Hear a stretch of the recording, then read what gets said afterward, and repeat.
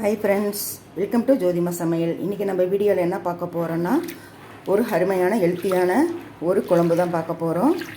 நம்ம இப்போ என்ன பார்க்க போகிறோன்னா, சைவ ஈரல் குழம்பு. கிரேவியாகவும் வைக்கலாம். நான் இன்றைக்கி கொஞ்சம் கிரேவியாக தான் வைக்க போகிறேன். இது வந்து ரொம்ப ஹெல்த்தியானது. இது இந்த மாதிரி செஞ்சு கொடுத்தீங்கன்னா குழந்தைங்கள்லேருந்து பெரியவங்க வரைக்கும் விரும்பி சாப்பிடுவாங்க. அதிக பேர் வந்து பச்சை பயிரை வந்து விரும்பி சாப்பிட மாட்டாங்க. வாய்வும் பிடிக்கும் நல்லா. இப்போ இதில் நம்ம எப்படி செய்யலான்னு பார்க்கலாம். இது ஓவர் நைட்டு வந்து நான் ஊற வச்சுட்டேன்.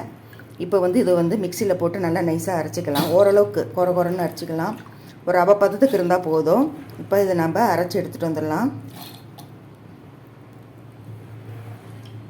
இப்போ பாருங்கள், நல்லா நைஸாக அரைச்சிட்டு வந்தாச்சு. இப்போ வந்து இது ஒரு பவுலில் மாற்றிடலாம். நம்ம வந்து இது இட்லி மாதிரி அவிக்க போகிறோம். இப்போ இந்த மிக்ஸி ஜாரை வந்து கொஞ்சம் கழுவி ஊற்றுனா போதும். ரொம்ப தண்ணியாட்டு இருக்க வேண்டாம்.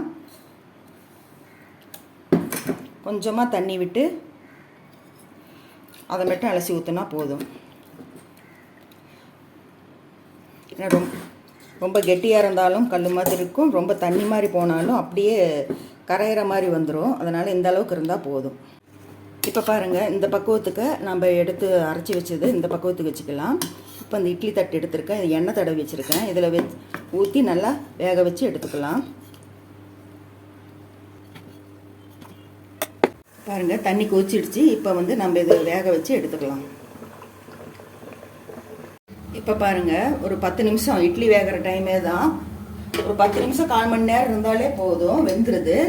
இப்போ இது இறக்கிடலாம். இறக்கிட்டு கொஞ்சம் ஆறுனா வாட்டி எடுத்துக்கலாம். வெந்துருச்சு.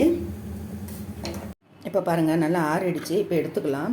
சூடாக இருக்கும்போது எடுத்திங்கனாக்கா அப்படியே பிடிச்சிக்கும். இதுக்குன்னே ஒரு கரண்டி விற்கிது. அன்னக்கரண்டி மாதிரி ஒரு சின்னதாக இருக்கும். அதை நம்ம வாங்கிட்டிங்கன்னா இந்த மாதிரி இட்லி ஊற்றினா எடுக்கிறதுக்கு ஈஸியாக இருக்கும். இது மாதிரி எல்லாம் எடுத்து வச்சுக்கலாம். ஈரல் மாதிரி இருக்கும். இப்போல்லாம் கட் பண்ணி எடுத்து வச்சுக்கலாம். இப்போ பாருங்கள், கடாயில் ஒரு எண்ணெய் ஊற்றிருக்கேன். அது காஞ்சிருச்சு. இப்போ சோம்பு போட்டுக்கலாம். சோம்பு போட்டுட்டு 2 பெரிய வெங்காயம் நறுக்கி வச்சுருக்கேன். அதுவும் கருவேப்பிலையும் ஒட்டுக்கா போட்டுக்கலாம். இப்போ வெங்காயம் நல்லா வதங்கிடுச்சு. இப்போ 1 ஸ்பூன் இஞ்சி பூண்டு பேஸ்ட்டு போட்டுக்கலாம்.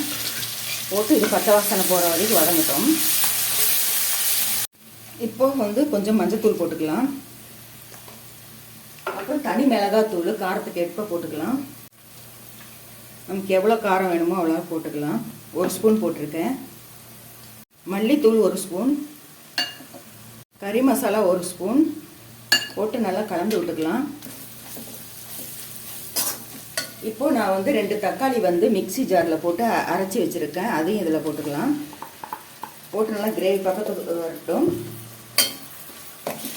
கிரேவி பக்குவத்துக்கு வந்தால் தான் இது வந்து அடுத்தது வந்து நம்ம கொஞ்சம் தண்ணி ஊற்றி கொதிக்க வைக்கலாம். இப்போ பாருங்கள், கொஞ்சம் பச்சை வாசனை போயிடுச்சு. இப்போ கொஞ்சம் தண்ணி விட்டு கொதிக்க வைக்கலாம். பெருங்காயம் கொஞ்சம் போட்டுக்கலாம். இது பச்சை பயிறு நல்லா வாய்வு பிடிக்கும். மசாலா குழம்பாக இருந்தாலும் பரவாயில்ல, பெருங்காயம் போட்டுக்கலாம். இப்போ கொஞ்சம் உப்பு போட்டுக்கலாம். தேவையான அளவு உப்பு போட்டுட்டு கொதிக்கட்டும்.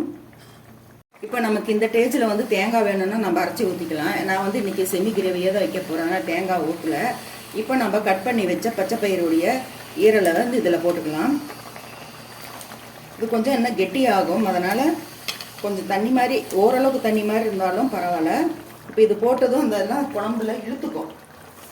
அதனால் இப்படியே வந்து கொஞ்சம் சிம்மில் வச்சு கொதிக்க விடுங்க. அந்த மசாலாலாம் இதில் ஏறட்டும். இப்போ பாருங்கள், சூப்பரான ஒரு மட்டன் கிரேவிங்கிற மாதிரி இருக்குது இந்த சைவ ஈரல் குழம்பு. அவ்வளோ சூப்பராக வந்திருக்குங்க. வாசனையும் மட்டன் குழம்பு தோற்று போவோம். இப்போ ரெடி ஆகிடுச்சு. நீங்கள் இன்னும் தண்ணி ஊற்றி கூட வச்சுக்கலாம். அப்படியே ஊற இன்னும் டேஸ்ட்டு சூப்பராக இருக்கும். இப்போ கொத்தமல்லி தழை தூவி இறக்கிட வேண்டியதாங்க. அவ்வளோதாங்க, அருமையான ஈரல் குழம்பு ரெடி ஆகிடுச்சு. இப்போ அடுப்பு ஆஃப் பண்ணிடலாம்.